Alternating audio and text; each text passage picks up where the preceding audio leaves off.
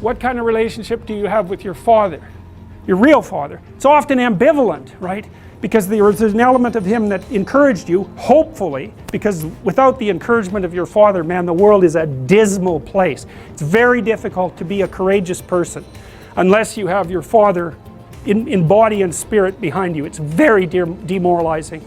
Like, it really kills people not to have their mother. They just don't recover from that. And I think people can recover from a fragmented father relationship, but it's the next worst thing. You know, because if your father rejects you or doesn't form a relationship with you, it's as if the spirit of civilization has left you outside the walls as of little worth. It's very difficult for people to recover from that.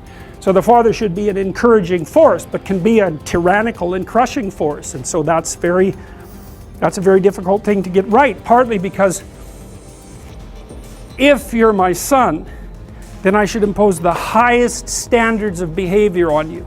And I should always be judging what you're doing. I should be judging it with the aim of making the best in you come forward. But getting that balance exactly right is very difficult. And so it's easy for a father to swing too much into judgment, let's say. And then, of course, mothers can play this role too. To swing too far into the domain of judgment and to be too harsh. And to the degree that the father has his own pathologies, he's going to do that imperfectly. You know, he might be someone who's the father who devours his son because he's jealous of the new possibility, the new potential, the struggle for attention and love from the mother or from the other children in the family. There's all sorts of things that can go terribly wrong. So that's the father as wise king, and that's another symbol that's been lost, I would say, to a massive degree in modern universities, because all we're taught is to tear that down. And to not even notice that it manifests itself everywhere, especially in the universities, which are like they're as close to an ideal environment as human beings have ever been able to create. It's as simple as that.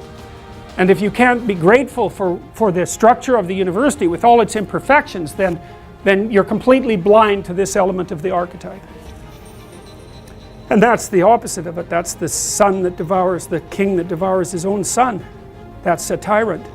You know, that's like the mother who's too overprotective. It's the male version of that. And the mother that's too overprotective says, I'll never let anything happen to you. It's like, well, maybe you actually want to have something happen to you. You know, it's a bit of an all-inclusive statement. It's like, no, I'm going to make you strong so any number of things can happen to you. And when you need some care, I'll be there. But otherwise, like out into the world with you, that's the right attitude. And for the father, it's like, get your bloody act together. But I'm on your side. It's not because I want to destroy you or demean you or push you down in the dominance hierarchy, but because I want the best in you to emerge. And so you need standards. It's like, what are you doing wasting your life? There's way more than that to you. Get your act together and bring it out. And that's a message that people really want to hear if they have any sense at all. And generally they do want to hear it. So, you know, I've been talking to a lot of people recently, as perhaps you know, and I was talking to one of the leaders of the Conservatives this morning. And they're asking me about, the person was asking me about Bill C-16, but more specifically about talking to young people, because the Conservative leadership struggle is going on right now. I've been talking to a bunch of them, and I said, well, look, one of the things you could do for young people that no one's doing is to talk to them about responsibility. Because everyone talks to young people about rights. It's like, we need our rights. It's like, oh God, how many rights do you need? You know, really, like you have more privileges than any people who've ever lived anywhere. Well, it's so dull to hear. It's so dull. It's so pathetic and what would you call it? It's so demeaning that you have to be protected and have your rights. It's like I said, there's a huge marketplace for responsibility. That's what you want to talk to young people about. It's like, get your act together and do something worthwhile with your life. For the first time in my entire adult life, the Conservatives actually have something to sell young people, right? They could sell them responsibility. It's like, well, why? Because that's where life has meaning with responsibility.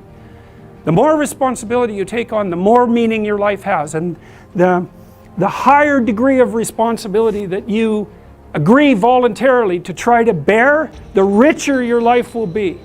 And no one's ever told that, and it's the case. You know, it's like you have 4 kids, say, Well, that's plenty of responsibility. You're going to have meaning. It's going to be rough, you know, because it's complicated.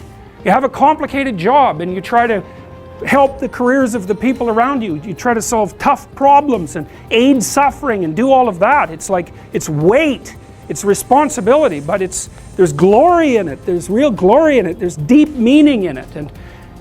And young people are starving for that because no one ever tells them that. It's like, you're way more than you think, man. Stand up, do something difficult.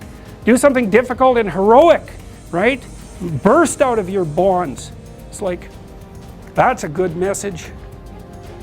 It's a necessary message because we have to be more than we are, because if we aren't, we're not going to survive.